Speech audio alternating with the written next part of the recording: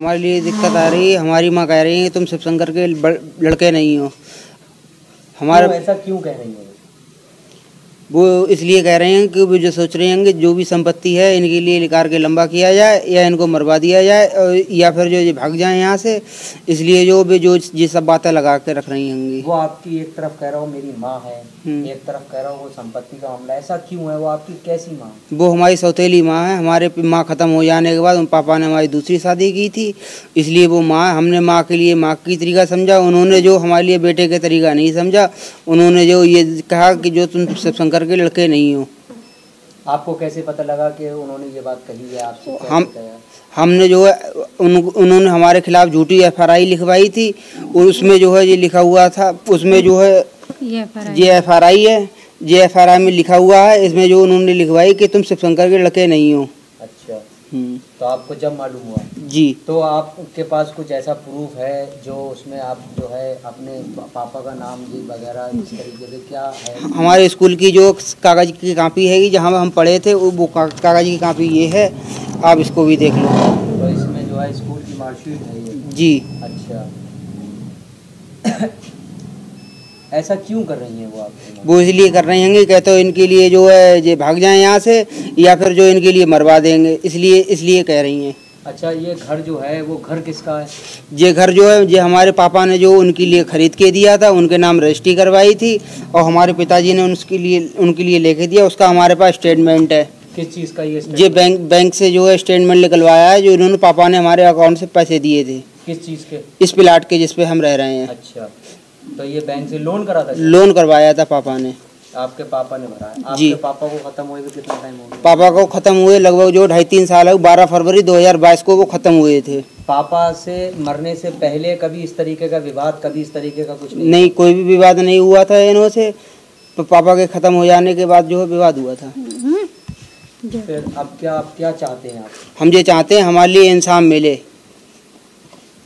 किस तरीके का इंसाफ? इंसाफ इस तरीके का चाहिए हमारे लिए, जो ये कह रही है कि शिवशंकर का लड़का नहीं है, ये बेदखल हमारे लिए करना चाह रही हैं। हमारे लिए, हमारे बच्चों के लिए ये कह रही हैं कि जो तुम लोग जो है यहाँ से चले जाओ, इसलिए, या नहीं तो हम तुम्हें मरवा देंगे।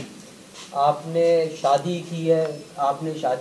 क्या आपका क्या नाम है? हमारा नाम नेहा वर्मा है। क्या आपने शादी इनसे की है? जी हाँ, ये मेरा हस्बैंड। हमारी नाम शिवनामों से हुई, सम्मेलन से शादी। ये उसका कार्ड है। अच्छा, ये जो सम्मेलन होते हैं? जी हाँ, ये हमारा सम्मेलन का कार्ड है। जब से आप आई हैं यहाँ पर तो आपको क्या देखने को मिला, क्या है? हाँ, हमें जब से आए हैं तब से हमें दुख ही मिले हैं। आए दिन हमसे वो लड़ने आती, आए दिन किसी ना किसी को, अन्य आदमी को भेजती हैं हमसे लड़ने के लिए। हमारे हस्बैंड जब दुकान चले जाते हैं तभी भेजती हैं, वो पीछे से ही हैं।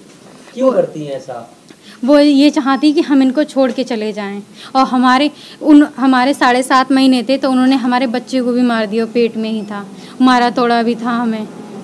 फिर उसकी शिकायत आपने पुलिस से की? जी हाँ, हमने पुलिस से की थी, लेकिन हमारी पुलिस ने सब सुना, लेकिन उन्होंने कुछ भी नहीं किया। हमारा पुलिस ने कोई कार्रवाई हम बहुत ज़्यादा दुखी हो चुके हैं। आप ही बताइए हम क्या करें अब?